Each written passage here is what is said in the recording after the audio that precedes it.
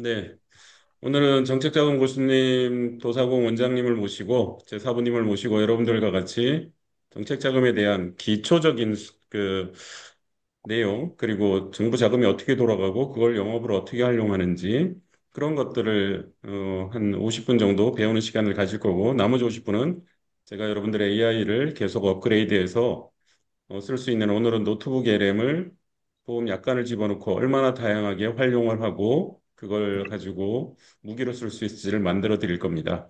자, 우리 도사관 원장님 나와 주십시오. 예, 반갑습니다. 안녕하십니까. 방금 소개받은 도사공 플랫폼의 대표를 맡고 있는 도사공입니다. 여러분 반갑습니다. 네, 반갑습니다.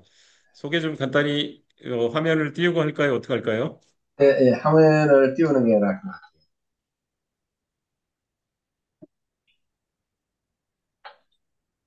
그러면 제가 화면 공유할까요? 네, 해 주십시오.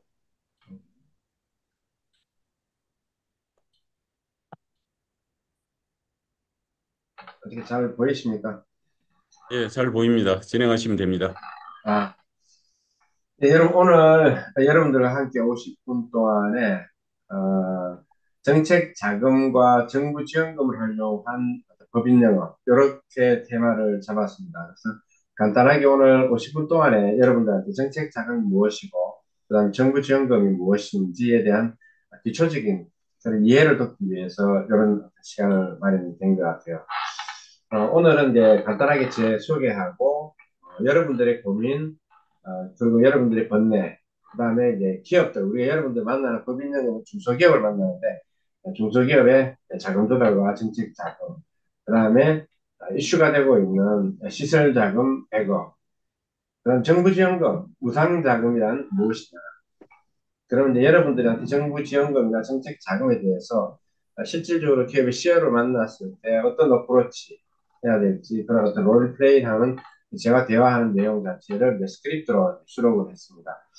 그 다음에 이제 법인 영업의 가치와 비전, 이렇게 어떤 굉장히 많은 거를 집어넣었는데 짧은 시간에 여러분들한테 알려드리도록 하겠습니다. 그리고 기회가 된다면 제가 지금 현재 강좌를 진행하고 있고 하는 그것도 간단하게 안내를 해드리겠습니다. 도사공은 여러분들이 한문에서 아니면 네이버 검색을 하면 뱃사공의 우두머리라는 뜻입니다. 이거는 이제 우리 국사 교과서에 한강을 거슬러서 세금을 묻어서 올라오는 그 선을 조운선이라고 그 국사 교과서에 나옵니다. 그 조운선의 선장을 우리 그 조선시대 때는 도사공이라고 했습니다. 사공의 우두머리라는 이 뜻인데, 제가 왜 이 그 조선시대에 직책을 이제 선장이라는 캡틴이라는 용어를 이제 차용을 했냐면, 벤처기업을 제가 한 15년, 20년 가까이 운영을 했었습니다. 그래서 벤처기업이나 소상공인의 CEO들은 굉장히 그 혼자만의 독자적인 고민을 하고 결정을 하고 그 다음에 이제 사업이라는 성공이라는 육지에 도달하는 게 그분들의 최종 목적지입니다. 그 목적지를 안내하는 등대와 가이드, 멘토 역할이 바로 도사공이다. 그래서 제가 이제 그런 역할을 하기 위해서 도사공이라는 이름을 차용을 했습니다. 자, 저는 간단하게 제 소개를 하겠습니다. 저는 이제 지금까지 한 10년 가까이, 10년 조금 안 되는데, 2016년도부터 본격적으로 법인영업 시장의 컨설턴트로 활동을 했습니다. 그때 만난 분들이 지금도 꾸준하게 만나고 있지만, 그때 제가 현장 필드에서 어떻게 보면 이제 부딪힌 부분이 CEO들한테 어떻게 제가 갖고 있는 핵심 강점을 전달할 것인가 고민을 많이 했습니다.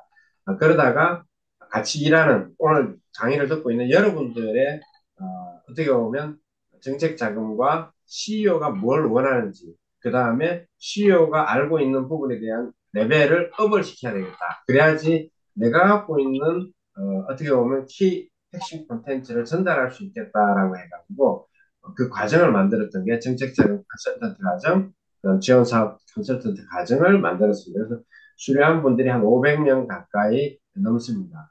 그래서 저는 벤처를 한 15년 정도 하면서 코스닥 기업의 창업 기업을 8개월 만에 M&A로 매각도 하고 2000년도에 한 20년도 전에는 굉장히 유명한 인사였습니다. 지금은 중소기업에 도움을 주는 도우미 역할로 지금 현재 활동을 하고 있고, 대한민국 산업 현장 교수, 그다음에 이제 중진공해 구조혁신 사업의 전문 컨설턴트로 지금 활동하고 있습니다. 자, 오늘 이제 중요한 부분들은 이제 여러분들의 고민, 그다음에 부모님들의 고민, 그다음에 CEO의 고민과 번뇌를 여러분들 같이 함께 토론을 해보겠습니다. 원장님 잠시만요. 네. 목소리가 상당히 울리는데 이어폰을 울려요. 예, 이어폰을 그러면 한쪽만 좀 제가, 꾹꾹 해주시면 안 될까요? 그래야 될 거 아니에요. 잠깐만요. 네네. 그리고 오늘 여기 계신 분들이 정책 자금을 아예 모르시는 분들이 많기 때문에 그 AI한테 물을 때 초등학생도 이해할 수 있도록 이라는 말을 하듯이 좀 쉽게 설명해 주시기를 부탁드립니다. 말씀 한번 해보시죠. 이어폰 꽂으셨으면.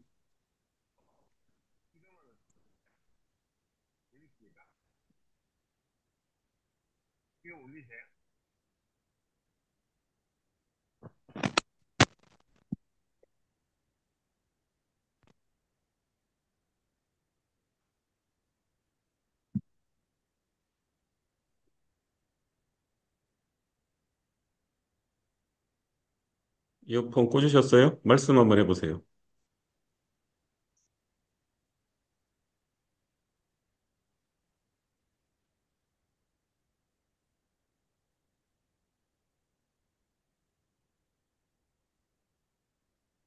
지금 아예 안 들리고 있습니다.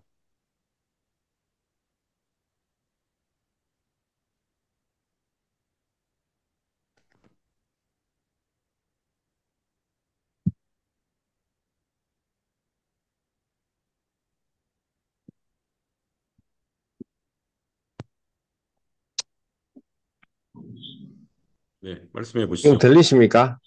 예, 잘 들립니다. 큰일 났네. 지금 좋아요. 지금 이대로 하시면 될 것 같은데요.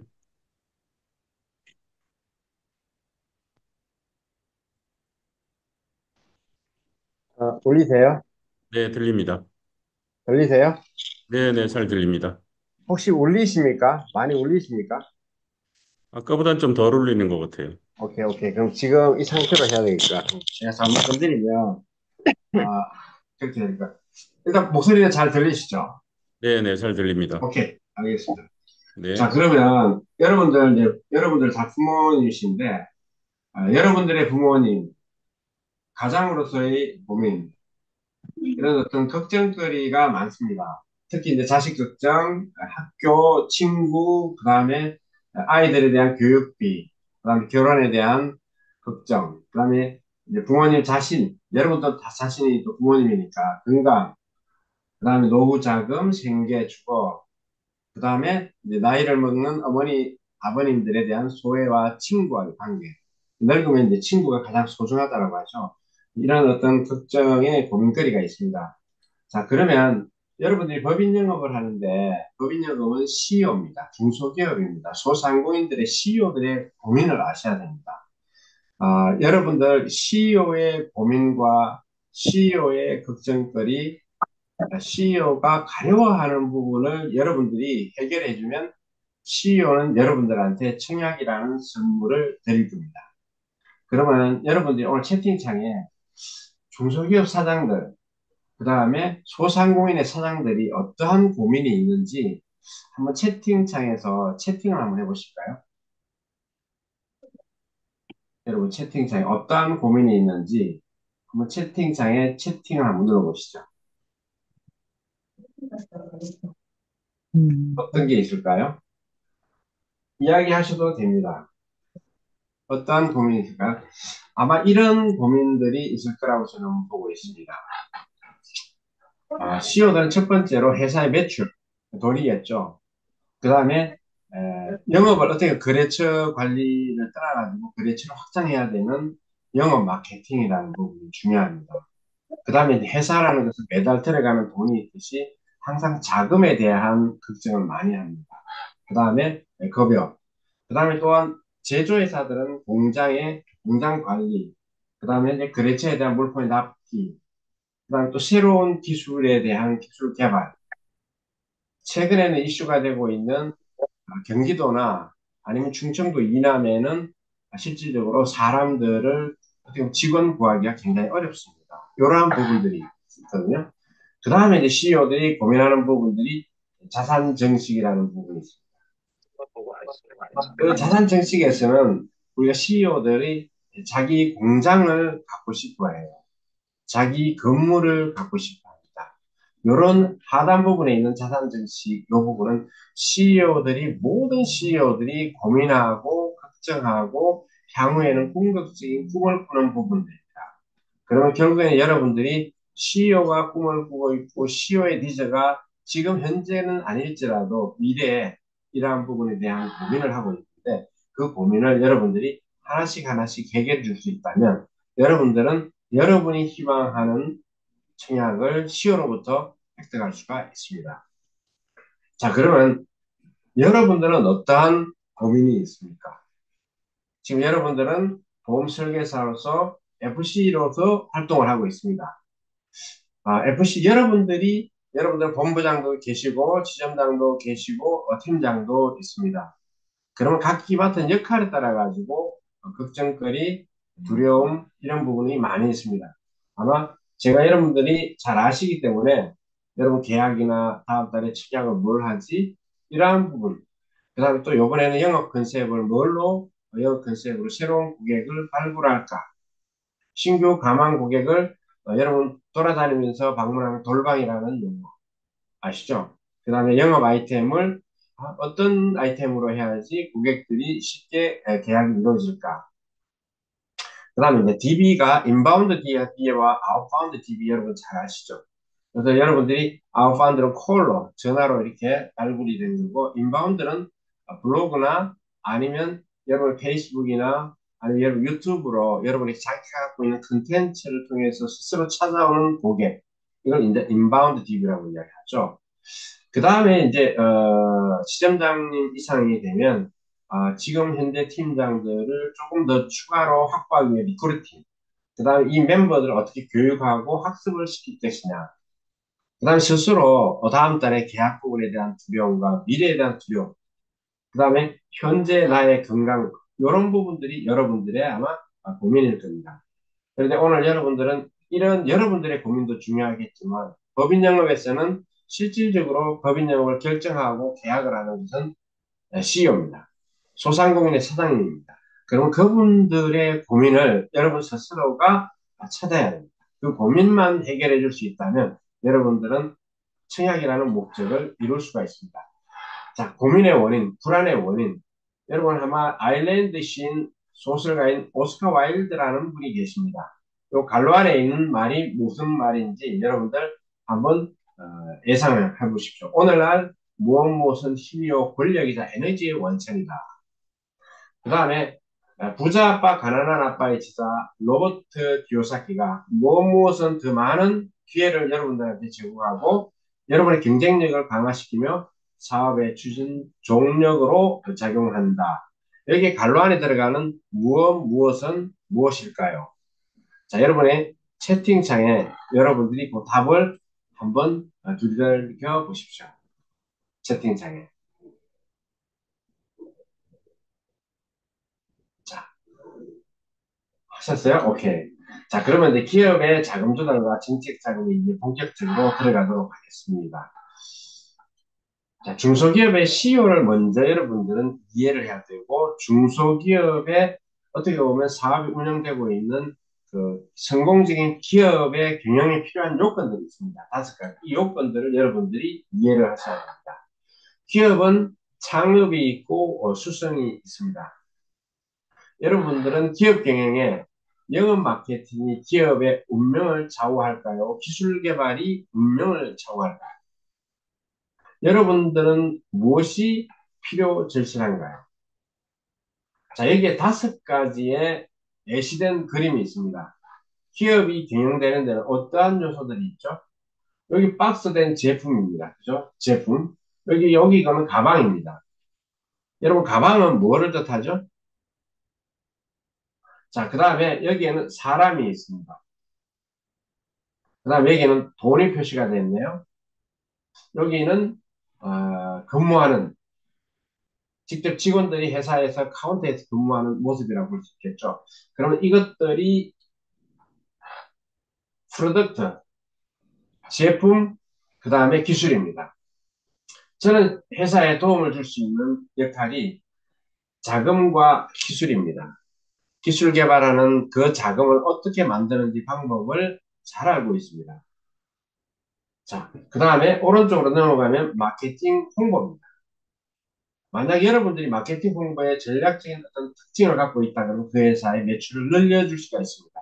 CEO가 가장 좋아하는 것은 매출을 늘려주는 역할을 해주는 분을 가장 좋아합니다. 자, 그 다음 맨파워.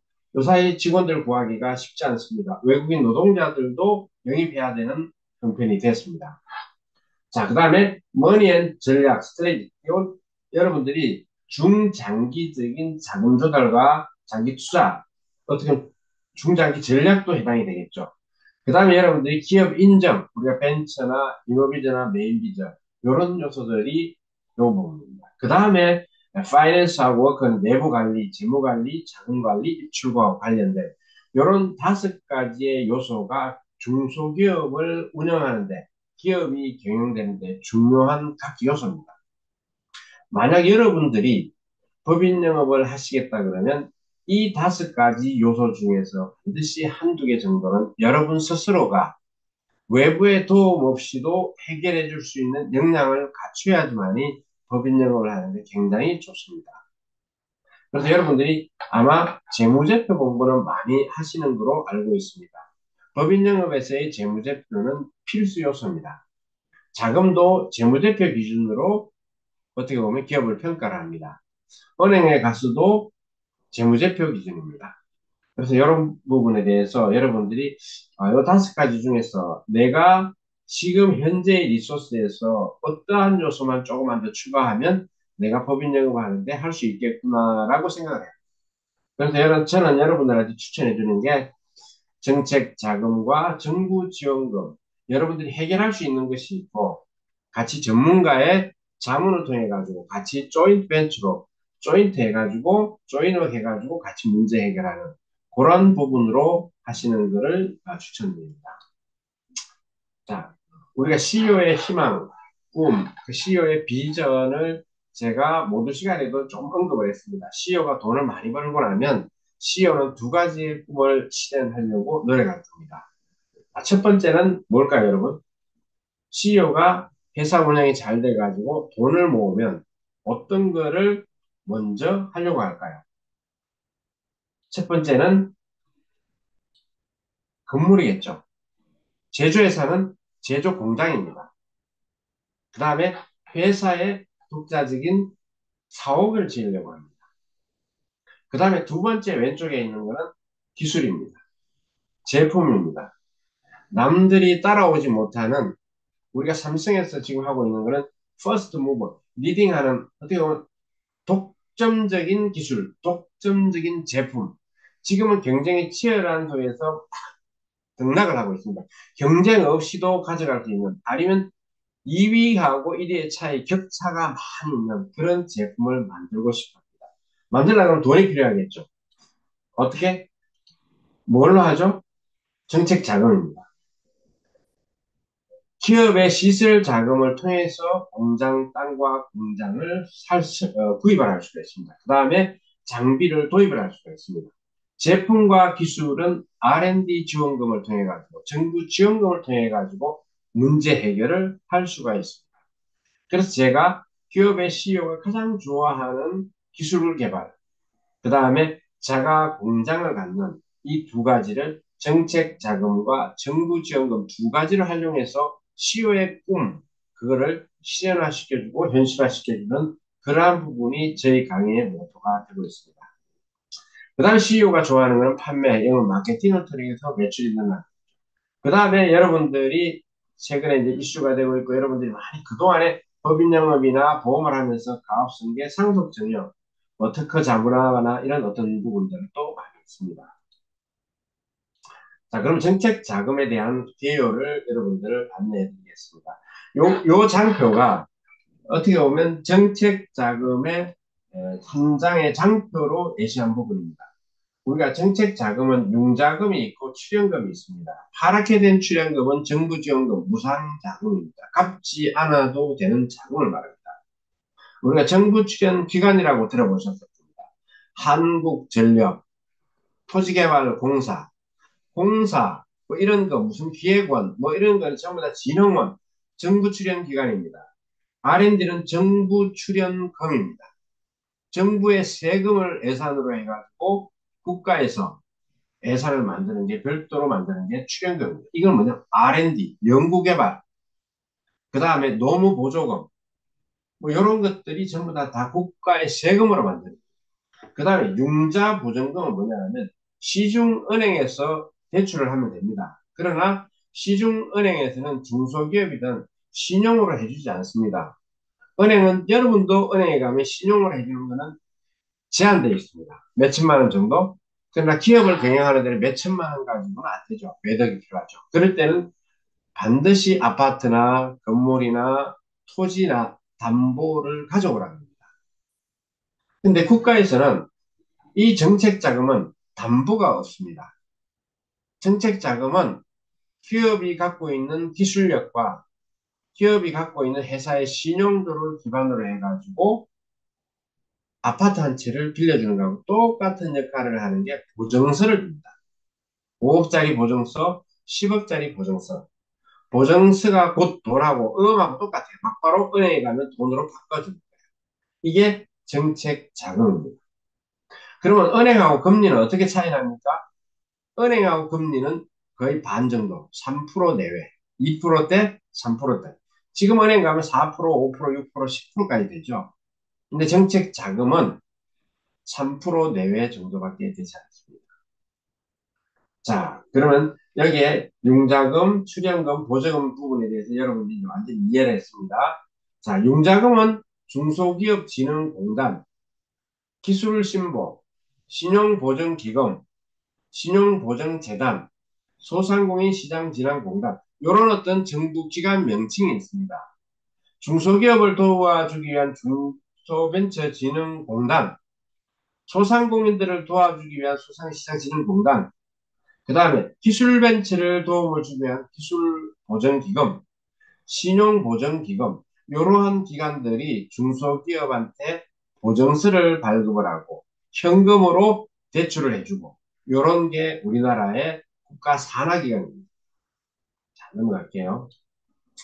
자, 23년도에 중소벤처기업부와 벤처협회가 공동으로 협회 회원사를 조사를 했습니다. 벤처 인증을 갖고 있는 회사들이 3,000개를 조사를 했는데 사장님 회사 운영하면서 가장 어려운 것들 중에서 몇 가지만 이야기해 주시죠. 했더니 첫 번째 가장 퍼센트가 많이 66%, 이게 2018년도에는 75% 가까이 됐습니다. 자금 조달과 운영, 자금 관리입니다. 기업은 성장하면 성장할수록 자금이 필요합니다. 조금하면 조금할수록 또 조금 자금 필요하지만 규모가 크고 대기업이 되면 또 대기업만큼 자금이 필요합니다. 성장하면 성장할수록. 자, 여기에 여러 가지 중에서 자금 조달이 제일 큰 비중. 두 번째는 필요 인력 확보, 유지 관리. 이런 부분들이 61%입니다. 자, 그럼 여러분들이 만나는 중소기업의 CEO 100명을 만나면 67명은 자금 조달에 애로를 겪고 있다라고 통계 자료를 근거로 여러분들은 비즈니스 할 수가 있습니다. 자, 그러면 정책 자금, 융자 보증 요거를 여러분들이 빗대 가지고 제가 비유해 가지고 여러분들한테 설명을 하나 해드리겠습니다. 개인 여러분들이 아마 은행에 대출을 해보셨을 거예요. 만약 여러분들이 주변에 지인으로부터 돈을 빌리거나 아니면 여러분들의 지인이 여러분한테 돈을 빌려달라고 했을 때 여러분들은 어떤 기준으로 어떤 분은 빌려주고 어떤 분은 없다라고 이야기할 겁니다. 분명히. 그러면 여러분들이 돈을 빌려주는 사람은 어떤 사람일까? 잘 생각을 한번 해보십시오. 이거를 비유해가지고 은행과 우리가 정책 자금을 주는 국가산하기관 공공기관이라고 합니다.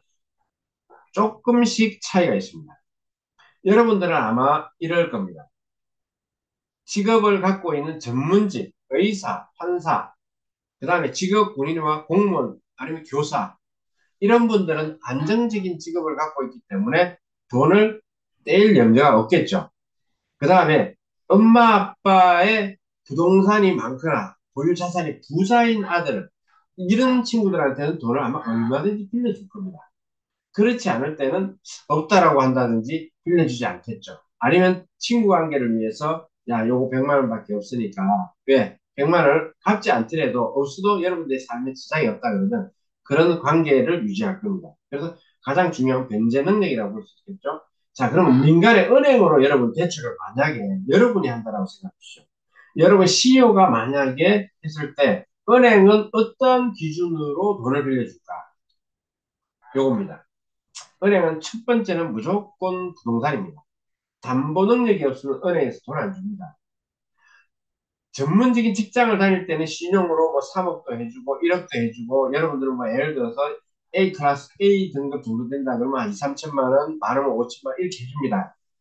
그러나 기업을 경영하는 사람들은 담보 능력이 없으면 자금 조달이 사실은 불가능합니다. 자, 자금 조달이 불가능하고 우수한 중소기업들한테 국가는 은행 문턱이 높다라고 말해야죠. 은행 문턱. 은행 문턱이 높은 만큼 공공기관의 보전기관들을 활용하는 것들을 여러분들이 아셔야 돼요. 그래서 회사의 경영 상태, 부채 비율, 매출액, 아니면 이자 보상 비율 이런 어떤 부동산하고 관련된 이 부분을 기준으로 은행은 돈을 빌려줍니다. 자, 그러면 공공기관 정책 자금을 어떻게 관장하고 정책 자금의 보증서를 주는 신보, 기술신보, 중진공, 소진공은 어떠한 기준으로 그 중소기업에 돈을 빌려줄까? 여러분들 이겁니다. CEO의 역량입니다. 여기는 부동산이 없어도 전혀 관계없습니다. 단지 CEO가 부동산이 있으면 돈을 보증서를 하거나 아니면 직접 대출을 해주는 중소기업 진흥공단에서는 평가 자체가 좋아질 수밖에 없겠죠. 왜? 변제 능력이 충분하다고 판단하니까 부동산은 작용을 합니다만 부동산이 없더라도 전혀 관계없습니다. CEO의 역량입니다.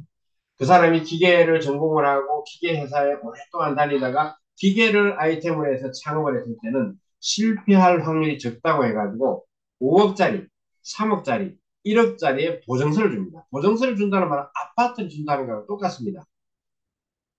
그 보증서를 갖고 은행에 가면 막바로 현금으로 바꿔줍니다. 보증서. 이게 보증기간이라는 겁니다. 자, 그럼 만약에 우리 회사가 문을 닫았다. 1억을 빌렸는데 1년 있다가 회사가 문을 닫았다. 그러면 은행은 내가 변제 능력이 없다고 판단해가지고 국가가 보증서를 줬으니까 그 은행은 국가에다가 구상을 해, 청구를 합니다. 국가가 보증서 1억 줬으니까 돈 1억 주세요. A에서 문 닫았습니다. 그럼 국가가 은행에다가 돈을 1억을 내려줍니다. 요게 정책 자금입니다. 자, 그 다음에 이제 사업 의지, 세상 내 흥거리 정신이 있는지, 기술성이 있는지, 사업성이 있는지, 그 다음에 회사의 핵심 인력들이 어떠한 멤버들로 구성되어 있는지. 요게 가장 중요한 상황입니다. 정책 자금. 그렇다고 뭐 부채 비율이 과다하거나 이러면 안 되겠죠. 그런 것도 당연히 봅니다. 그러나 우선은 이겁니다. 그리고 창업한 지 3년 이내 기업들은 재무제표를 또 보지 않습니다. 창업 3년 이내 기업은. 자, 모든 것은 보증기관이나 은행이나 개인이나 변제 능력을 본다는 겁니다. 자, 넘어가겠습니다. 자, 그러면 보증기관이 어떤 기관이 있는지 한번 볼게요. 제가 신보, 신용보증기금을 우리가 신보라고 합니다. 약칭으로. 기술보증기금, 기보 이렇게 얘기합니다. 자, 신용보증기금은 기업의 CEO와 CEO의 신용과 기업의 신용을 평가해가지고 돈으로 보증서를 줍니다. 보증서를 줍니다. 현금 주는 게 아니에요. 돈은 보증서를 갖고 은행에 갑니다. 자, 기술보증기금은 기술 기업들을 특허가 있거나 기술력이 뛰어난 기업들은 기술 평가를 받는 게 있습니다. 이게 기술 보증 기금에서 하고 있습니다. 저 돈 한 푼도 없어요. 대학교는 공대 나오고 대기업에 다니다가 창업을 했어요. 제 이런 아이템으로 창업을 하려고 하는데 국가가 좀 지원해 주십시오라고 하면 제가 깡통이라 할지라도 그동안의 레퍼런스를 기준으로 해가지고 1억도 차곡차곡 지원해주고 3억도 지원해주고 보정서를 준다는 겁니다. 이게 기술력이 뛰어날 때 결국에는 정책 자금은 신용은 중간 신용이지만 기술력이 뛰어난 우수한 기술력을 갖고 있는 CEO한테 돈을 시드머니를 도와주는 게 정책 자금. 은행도 은행은 담보니까 담보 줘야 되니까 은행에서도 지원 안 해주잖아요. 국가가 그걸 지원해 주는 게 정책 자금. 자, 신보와 기보의 기능은 각기 다릅니다. 자, 기술 보전기금은 기술력이 있는 기업들만 신청이 가요. 기술이 없으면 유통 도매는 기보에 가도 퇴짜겠죠. 신보는 유통 도매 건설도 가능합니다. 여기는 전체를 다 알로 신보 규모가 큽니다. 기보는 신보에서 스피드아웃 됐어요. 분사가 된 게 기술 보전 기금입니다. 자, 중소벤처기업진흥공단은 중소기업을 진흥하는 데 도움을 주는 기관이에요. 여기는 은행하고 똑같이 직접 대출, 현금으로 지원을 해요. 그 다음에 소상공인들은 여러분들 소상공인의 기준은 상시 근로자, CEO를 뺀 상시 근로자가 10인 미만, 5인 미만이 소상공인에 해당해요. 자, 제조업인 경우에는 10인 미만, 10인 미만이니까 9인 이하 되겠죠? 자, 그 다음에 제조업이 아닌 소상공인, 여러분 주유소, 식당, 뭐 가게 있죠? 거기는 5인 미만입니다. 제조업은 10인 미만이 소상공인으로 돼요. 자, 그러면 우리 회사의 직원들이 전체가 6명이에요. 저는 빼고, 그랬을 땐 소상공인에 가서도 돈을 받을 수 있고, 그 다음에 기보, 신보, 중소기업 진흥공단에 가서도 돈을 받을 수 있어요. 제조업체는. 두 가지 이점이 있습니다. 자, 그 다음에 여러분들이 기회가 있으면 보전기관의 사이트에 들어가면 이해가 더 빠릅니다. 자, 그러면 이제 두 번째 자금, 시설자금 100억이라는 이야기가 들어요. CEO가 좋아하는 사람이 있습니다. 여러분, CEO가 좋아하는 분이 누구겠습니까? 여기 나와 있는 이분입니다. 여러분들이 같이 함께 어우러져서 공부하고 여러분들을 청약의 길로 안대하는 우리 조대수 대표가 CEO가 좋아하는 분입니다. 왜 CEO가 조대수 대표 같은 분을 좋아할까요? CEO가 좋아하는 것은 CEO의 고민거리, CEO가 어려워하는 것, CEO가 가려워하는 부분, CEO가 문제에 봉착했을 때 문제 해결을 해줄 수 있는 분, CEO의 자산을 지금 현재보다 더 증식시켜 줄 수 있는 사람을 좋아합니다. 자, 그럼 여러분들은 CEO가 좋아하는 FC, CEO가 좋아하는 컨설턴트가 돼야 됩니다. 그러면 결국에는 CEO가 고통스러워하고 어려워하고 두려워하고 가려워하고 문제 해결할 수 있는 봉착했을 때 CEO가 머리를 싸매는 부분을 여러분들은 해결해 줄 수 있어야 돼요. 그것이 어떠한 것인지 그거는 여러분들이 찾아야 됩니다. 저는 가장 중요한 자금이라고 생각합니다. 그래서 그 자금을 해결해 줄 수 있는 역량을 하루아침에 여러분들이 체득된다, 이루어진다, 획득한다 힘듭니다. 시간이 지나면서 여러분들이 축적이 돼야 돼요. 단지 기초적인 것은 여러분들이 스스로 터득이 가능합니다. 단지 여러분들 중에서 중소기업이나 일반 기업체에서 근무했던 분들은 이해하기가 훨씬 더 빠릅니다. 그 다음에 여러분들이 법인 영업하는데 자산을 증식시켜주는 어떻게 보면 가업승계, 상속증여, 그 다음에 세금, 세무절세 이런 부분들도 여러분들이 기업의 인정을 통해 가지고 세금을 절세하는 부분들도 많이 있습니다. 뭐 예를 들어 연구소를 만들면 법인세 25% 감면한다든지 뭐 이런 부분 벤처가 있으면 등록세, 취등세, 건물 사는 거 아니면 빌딩을 사거나 아니면 자동차를 회사 돈으로 샀을 때 5% 가까이 4.5%인가요? 가까이 감면이 됩니다. 등록세, 취득세가 한 4%, 5%. 그런 부분들을 인정을 받으려고 하는 이유가 자, 그러면 시설 자금의 한도가 한 100억 정도 됩니다. 그렇다고 해서 한도지 100억을 무조건 빌려준다? 아닙니다. 근데 통상적으로 한 20억 가까이, 30억 가까이는 요건만 갖춘다 그러면 반드시 3년 이내다. 아니면 뭐 창업한 지 매출이 10억밖에 안 된다. 이거 다시 불가능하겠죠. 매출이 이렇게 상승할 수 있고 3년, 5년 동안에 90% 매출 이렇게 된다 그러면 타당한 논리가 된다 그러면 얼마든지 가능합니다. 특히 제조 회사. 시설 자금이 왜 필요할까요? 생산 라인 자동화죠. 자동화했을 때 불량률도 다운되죠. 원가도 다운될 거 아니에요. 신규 공장 확보하는 용도. 그러면 생산 캐파가 확 늘어날 거 아니에요. 그 다음에 자체 연구 설비 기술 경쟁력이 올라갈 거 아니에요. 이런 목적이 시설 자금이에요. 국가가 시설 자금을 도와줬을 때는 일정한 기간 동안에 매출도 늘어나면 매출이 늘어나면 고용창출이 될거 아니에요. 수출하면 국가가 좋잖아요. 이 선순환 구조를 만들어내는 자금이 시설 자금입니다. 이런 선순환 구조를 일으키지 못한다 그러면 시설 자금을 받기 힘들겠죠. 그리고 수출이라는 건 굉장히 중요합니다. 그래서 설비 도입, 사업장 건축, 사업장 매입, 이게 시설 자금입니다. 운전 자금은 보통 1억에서 3억에서 5억 정도 기업이 한 사이클 3개월에서 4개월 동안 운영되는 자금을 운전 자금이라고 합니다. 그러나 규모가 큰 거는 시설 자금입니다. 공장을 매입한다는 뜻, 공장을 올린다는 뜻, 기계 장비가 도입된다는 뜻. 요게 시설 자금입니다.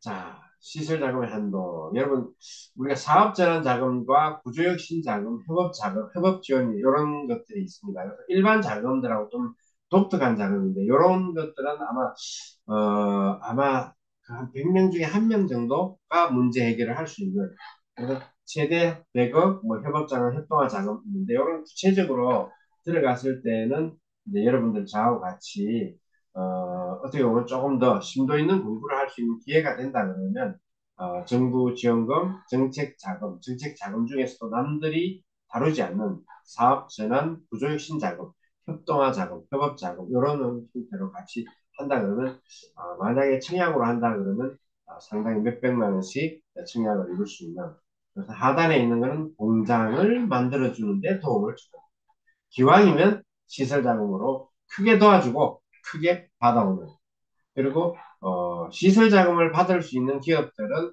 회사들은 어떻게 보면 장기적으로 연속적으로 자산이 이제 많이 갖춰지기 때문에 오래 갈 수 있다라고 생각할 수가 있습니다. 자, 이제 정부 지원금으로 들어갈게요. 이거는 정부 지원금은 갚지 않아도 되는 자금입니다. 정책 자금은 갚아야 되는 겁니다. 은행도 갚아야 되죠. 정책 자금도 갚아야 돼요. 기보신고, 운제, 보증서나 이런 것들은.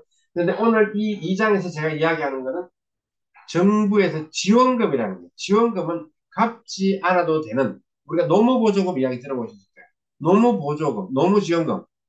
자, 정부 출연금이라고 하는 R&D. 이거는 뭐냐 하면 민간 영역이 선제적으로 투자하기 어려운 위험성과 불확실성이 있던 전략적인 분야에 선제적으로 시드머니를 주는 게 국가 R&D잖아요. 만약 카이스트나 포항공대를 나오고 창업을 했으면 그 사람은 그동안에 배워온 지식과 경험을 바탕으로 새로운 뭐 반도체 아이템을 만든다. 그러면 국가가 과감하게 3억이든 5억이든 운영 자금을 지원해. 그러면 1년이든 2년 동안에 그 기간 동안에 그걸 개발해가지고 매출을 늘리면 또다시 시설 자금을 수십억을 투여해야 됩니다. 결국에는 국가는 창업하는데 아이템 좋고 경험이 풍부한 사람한테는 한 푼도 없더라도 국가가 무상으로 갚지 않은 때는 연구개발과 자금을 주는 겁니다. 이거 여러분들이 아시면 CEO들이 굉장히 좋아하는 자금이 이겁니다.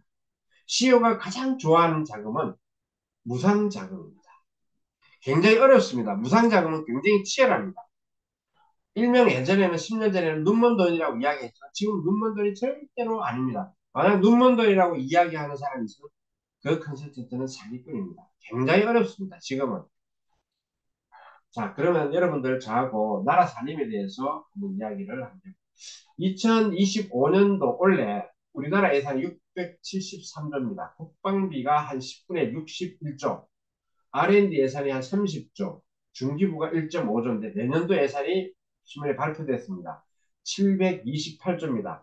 요 정도는 여러분들이 암기를 하십시오. 사장님과 대화를 할 때 이야기할 수 있는 스크립트 용어가 됩니다. 사장님, 한 해 우리나라 예산이 얼마 되는지 아십니까? 728조입니다. 사장님은 남성분이니까 군대 갔다 오셨죠. 국방비가 728조에서 얼마 될까요? 66조입니다. R&D 무상자금이 국방비의 반 이상 되는 35조가 할애되어 있습니다. 여러분이 내는 세금의 35조는 갚지 않아도 되는 연구개발 자금. 제가 이걸 알아들 때 나라가 참 미쳤다라는 생각이 들어요.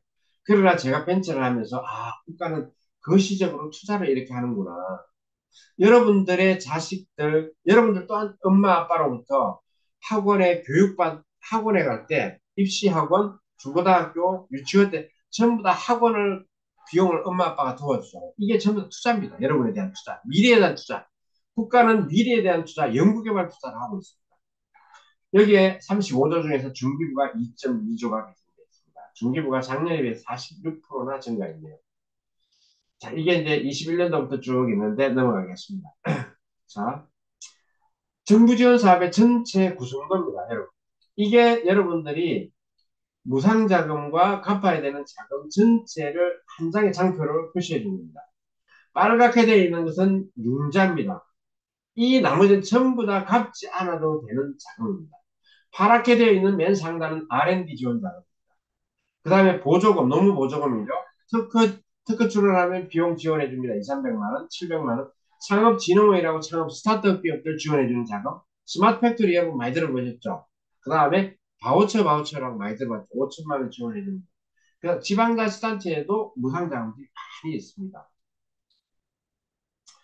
자, 여러분들 질문할게요. 국가지원사업 R&D 바우처 스마트 공장 창업지원금으로 방문 미팅을 하면 CEO는 여러분들에게 어떤 질문을 할까요?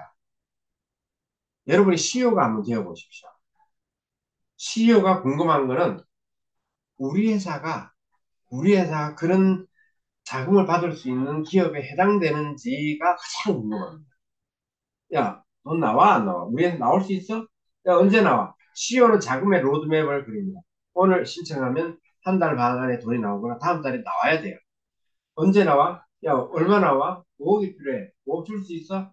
5억이 되는지 기업이 역량이 되는지 그것부터 신용도가 되는지 특허가 있는지 이런 것들을 평가를 합니다. 그 다음에 뭘 준비해야 돼? 뭐 이런 어떤 형태로 나옵니다. 그 다음에 CEO가 야 그러면 마음에 든다 그러면 CEO가 먼저 이야기해. 조건이 어떻게 돼? 계약 조건이 어떻게 돼? 나 이거 하고 싶어. 네가 하고 하는 걸 한번 해보고 싶은데 조건이 자기가 생각하는 범위 내에 들어오는지 안 들어오는지를 물어봅니다. 먼저 여러분들이 저는 조건을 제시하지 않습니다. 이 조건이라는 걸 CEO가 이야기하면 계약의 확률은 50%가 올라갑니다. 자, 사장님 정부에서 지원해주는 무상자금 갚지 않아도 되는 기술개발 자금이 있다는 사실 아시는지 혹시 회사에서 무상자금을 지원받은 적 있는가요? 정부 한 해 R&D 예산이 35, 중기부가 2.2조 편성되어 있습니다. 사장님께서도 정부 지원금을 받아서 기술개발하는 걸 생각해 보신가요? 혹시 회사에서 연구개발 중인 게 있는가요? 개발 중인 것을 정부로부터 지원받을 수 있습니다. 주변 기업 중에서 사장님과 소주를 마시는 그 기업 중에서 정부에서 지원금 받아서 기술 개발했다는 이야기 들어보신 적 있나요? 근본 중기부에서 나온 기술 개발 지원 사업에 저희 회사 도움으로 지원해볼 용의가 있으신가요? 대표님 회사에서 기술 개발을 통해 한 단계 업그레이드 시키고 싶지 않으신가요?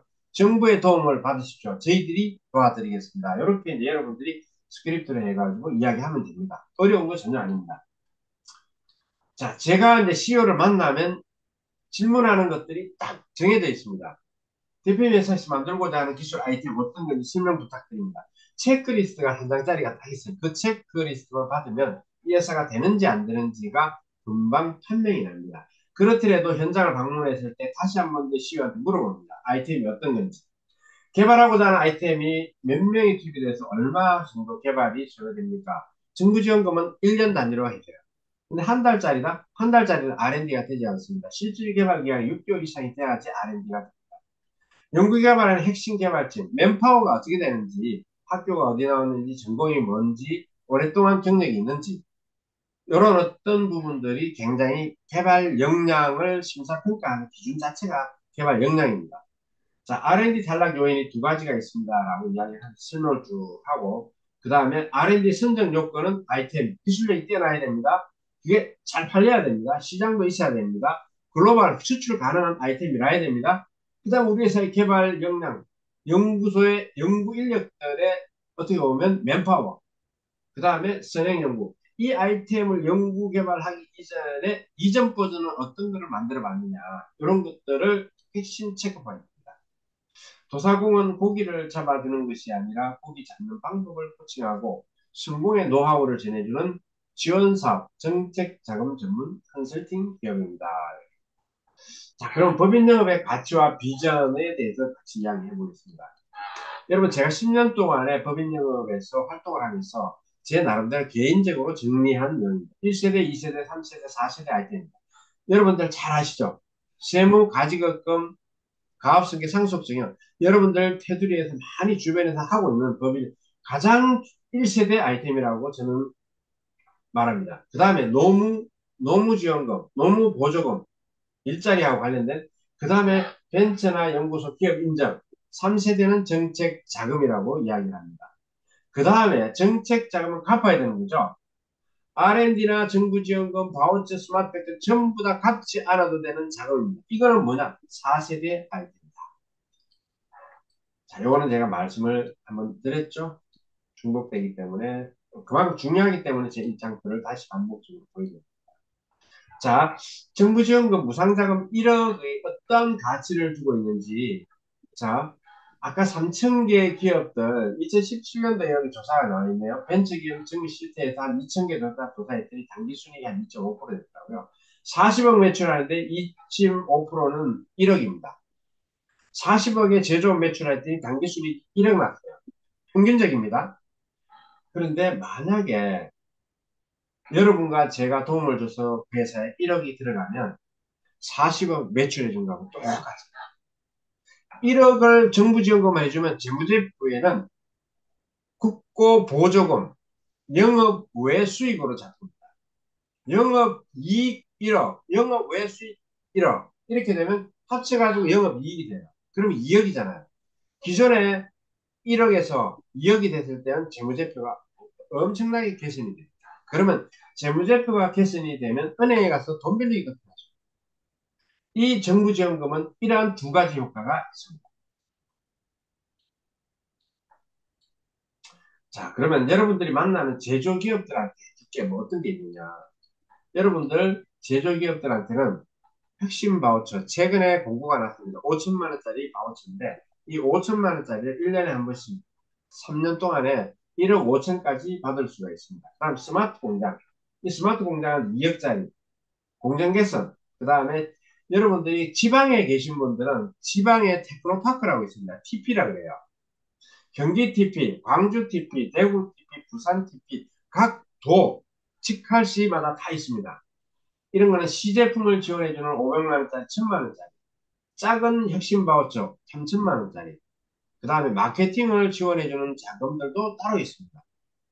자, 그 다음에 산업안전 동행이라고 해가지고 프레스 기계 2억짜리를 1억을 지원해줍니다. 1억까지. 그리고 회사에서 1억을 해가지고 프레스를 오래된 장비, 노후 장비를 교체해주는 거. 그 다음에 공장이 너무나도 지저분해져가지고 사고가 많이 일어난다. 그러면 안전투자 핵심이라고 해가지고 또다시 뭐냐면 클린 사업장이라고 여러분 들어봤죠. 고위험 개선해주는 거. 공장에 어둡다 그러면 LED로 교체해준다든지 지게차를 교체해준다든지 이런 것들이 있습니다. 그 다음에 구조혁신사업, 이건 융자입니다. 그 다음에 기술력 있는 기업들은 R&D라고 있습니다. 그러나 여러분들 이 두 개 부분보다 여기 연녹색으로 되어 있는 거, 이 색깔이 하늘색인가요? 녹색인가요? 뭐라 그래요? 청색. 청색 계통은 무상 자금이면서 모든 제조기업들이 기술력이 없는 제조기업도 다 해당입니다. 그러나 여기에 있는 구조혁신과 기술개발은 기술력이 좀 있어야 돼요. 그리고 금액이 큽니다. 그래서 여러분 주변 기업의 뿌리 산업이나 기계, 금속, 화학, 목재, 공무, 식료품 이런 어떤 고위험 6대 업종에 해당하는 기업들은 고위험 개선 사업, 그다음 병역 특례, 외국인 고용 이 세 번 비자 외국인 고용. 여러분들이 왜 주변에 많이 있는 외국인들 참 E9 중학교 고등학교 나온 분들이고 이 세 번은 그 나라에서 공대 이상을 나온 사람만이 이 세 번 비자를 국가에서 줍니다. 고급 인력이죠. 그러면 어떻게 보면 허드렛 일을 하더라도 머리를 쓰면서 일을 하니까 지금 현재는 E7 인력을 국가에서 커트가 3만 5천 명까지 어떻게 보면 도입을 하고 있습니다.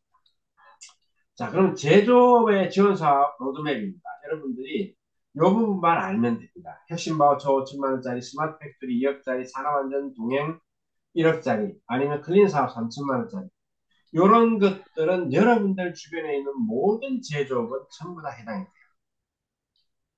자, 그러면 이제 마무리하면서 간단하게 제가 지원사업, 무상자금, 정부지원금, 전문 컨설턴트 양성 과정인데 21기를 12월 5일 날, 6일 날 이틀 하면서 그전에는 주음교육 이틀 있고 그 다음에 금요일 날, 토요일 날 6시간, 6시간 동안에 있습니다.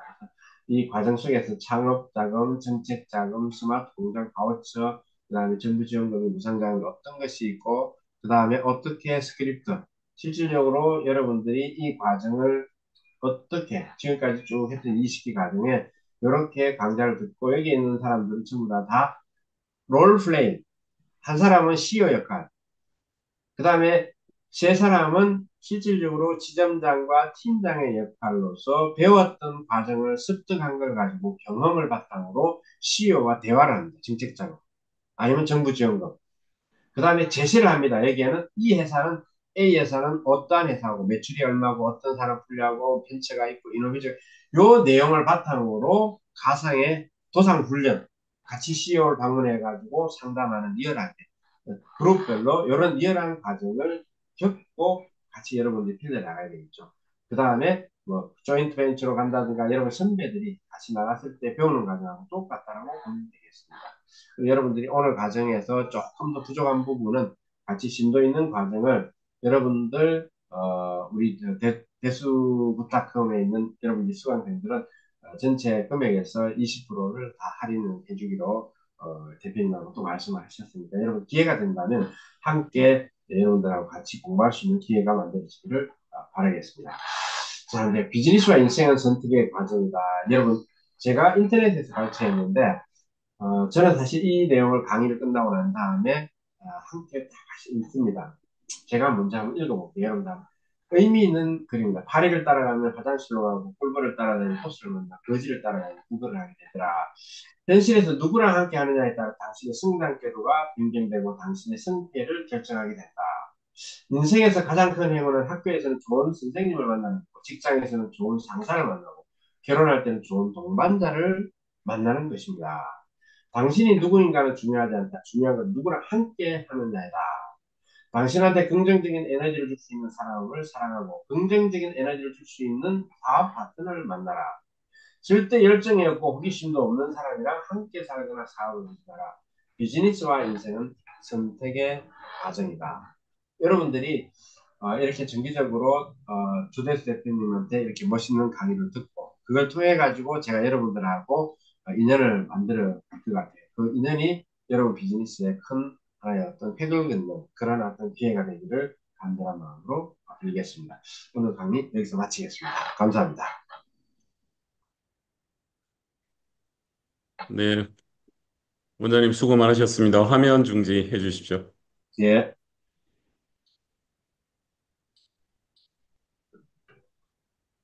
네, 아유, 간만에 요청드렸는데, 예, 수락해 주셔서 감사하고, 저도 오랜만에 들었는데, 어, 확실히, 예, 최근에 무상자금이 엄청나게 많이 생겼네요. 예. 네네. 그 전에, 아까 말씀하신 것 중에 3단계는, 뭐, 갚아야 되는 정책자금인데, 4단계 무상자금을 가지고 법인 영업을 가서 사장님한테 질문하고 이런 게 있는데, 한번 이거 챙겨보시죠 하고 얘기한다면, 엄청난 무기가 될 것 같다는 느낌이 확실히 듭니다. 네, 예. 맞습니다. 네. 그래서 마침 한동안 안 하다가 지금 다시 교육을 이어가시는 거잖아요. 네네. 12월 며칠이라 그랬죠? 12월 5일, 6일입니다. 금토. 네네. 이틀 하고 나면 내공이 아무래도 한 20%는 올라가겠네요. 그렇죠. 또 정기적으로 또 이제 홈커밍 데이도 하고요. 그다음 항상 네네. 수강생들한테 전화가 열려 있으니까. 네네. 지금 뭐 여기에서 만약에 정책자금을 배워보고 싶다 하시는 분들은 원장님 과정 한번 관심을 가져보시기 바랍니다. 가서 예, 예. 배우면은 배운다고 해서 절대 잘하지 않습니다. 그 대신 내가 최소한 어느 정도 얘기는 꺼낼 수 있고, 뭔 말인지 그렇죠. 알 수 있고요. 두 번째는 원장님 같이 훌륭한 분을 인맥을 둬서 수시로 연락해가지고 자문을 구할 수 있고 현장 동행 요청할 수 있는 게 제가 볼 때는 가장 큰 자산인 것 같아요. 예, 예. 네, 고생 많으셨습니다. 네, 감사합니다. 네.